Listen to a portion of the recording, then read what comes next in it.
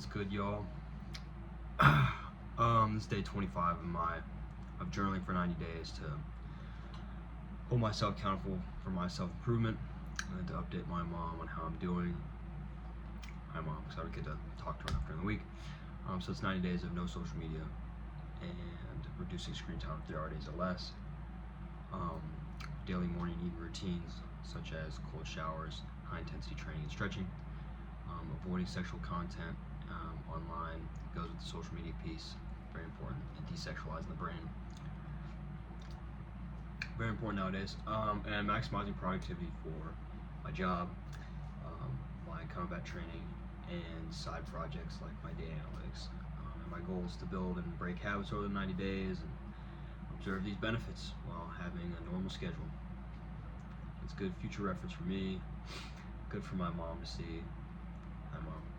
And good motivation because people could be watching.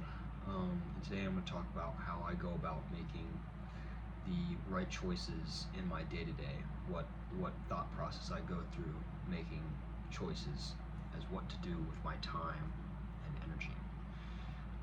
But first, I should probably do the list. Alright, so routines, we did the routines today, got the cold shower done, got the high intensity training done. Kind of had to rush through it because I was late. Kept the screen time relatively low. I was on my phone a little bit during the day at work. And no sexual content, was very productive. No social media usage, was great. It was a good day. So yeah, good on that. But today was a busy day for the most part. And when I wasn't busy, I was just really tired. So, just busy and then tired. So good, bad, and interesting. Good is I went and did some jiu-jitsu tonight, which was awesome. I'm about to go stretch after this because my back's a little sore and my nose is a little busted up. But did some jiu-jitsu, it was awesome. Quite happy about that. Had a great time. Learned some new stuff, new Kimura grip stuff today. I was holding on to someone's arm and rolling them over and doing some crazy back take. It was pretty cool. Bad was it was very boring at some parts of my work today, and I just was so bored because I had some tasking I was supposed to do and I got it done early, and I couldn't meet with my manager, and it was fucking annoying. It was just like not cool. And then something interesting is I saw a huge accident on the road on the way home from work. When you work every day for 9 hours a day a week, I mean, that's the only interesting stuff you get. So there it is, the only I mean, my entire day, every day, nowadays during the week, is just wake up, morning routine and eat, get dressed, go to work. Try to work, and I sit at work all day and I just work. And then drive home, change, and then I go to the gym or train. And if I don't do either of those two things, I am maximizing productivity. That's the whole point of the 90 days. And so if I'm not doing either of that, I'm like sitting somewhere in like an open environment, like not in my room, and I'm just like doing more work or working on one of my side projects. But mostly gymming and training. And then I only have like it's a long commute that I have to do. It's like an hour. So an hour commute plus 9 hours both ways commute. It's 11 hours of my day I'm spending doing work related stuff, so I only have about 2.5, maybe 3 at max hours to chill at the end of the night. Not cool. So that's the most interesting stuff you're gonna get is stuff I see on the road, probably because I spend a large majority of my day driving, because we live with car-centric infrastructure. Thank you, Henry Ford. Thank you very much. Shout out walkable cities. Anyways, how do I go about making the right choices in life? And what I mean is just like day to day, like you're sitting there and you're like, I kind of want to do this, I kind of want to do that. It could be something like going and fucking tugging dick, going and jerking off. Between that and, you know, go and do something else. Or it could be like, I need to go lift, or I could sit on my phone. And I like to boil it down to a simple premise, really simple premise. And that is, I look into the future. what happens in the future, right? When I look back on what I decided, will there be any guilt? Will there be any shame?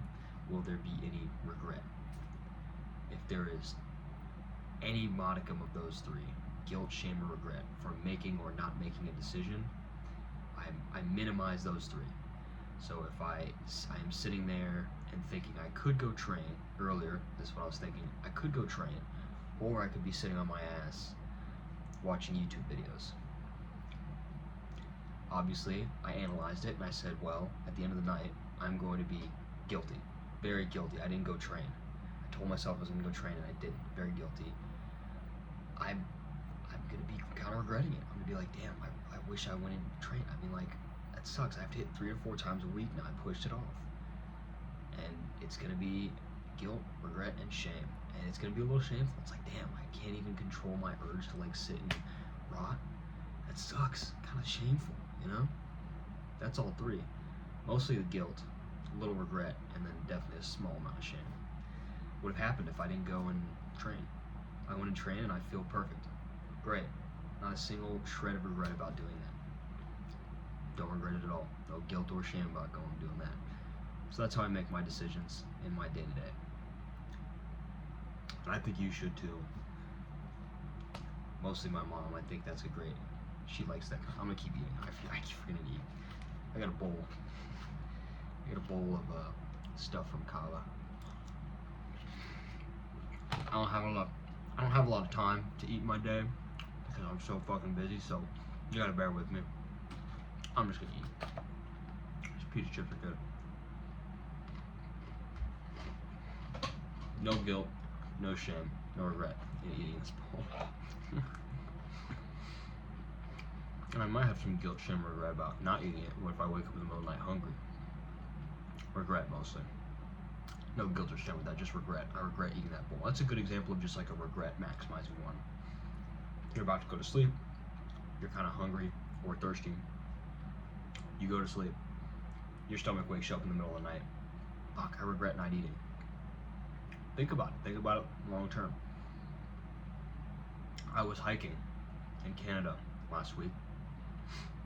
I was thinking to myself, we're not going to, I was going with my family to a spot where we were going to be looking out over a lake. Obviously, I'm not going to have any guilt or shame by not bringing my crampons that go onto my boot, even though I thought I didn't need them. But I was like, if I don't bring them, and then there's a cool trail, but it's on ice and snow, I might really regret not bringing them because then I don't get to go up and see that cool trail area and then go back down. So I brought them. And lo and behold, needed them. Brought them. I guess another thing you could say is better to have it not need it than need it not have it. My mom, shout out my mom, she used to say that a lot growing up. It's better to have something and not need it than need something and not have it. I guess the same could be said about a lot of the regret things. The guilt and the shame things. The guilt things can be like you're breaking a promise to yourself or another person. You're gonna be guilty about it. And the shame is like, have some shame. Some forward-thinking shame. Will I be ashamed of myself if I make a decision or say something? Will I be looking at myself like, ooh, like cringing at yourself, like, oh. I've done plenty of that. I've said and done so many things in my life. But I do it less and less now that I have that in place. Think about it. Let me know. Who am I talking to? Nobody watches these anyways. I'm going to bed. I eat and go to sleep. I'm tired. Bye.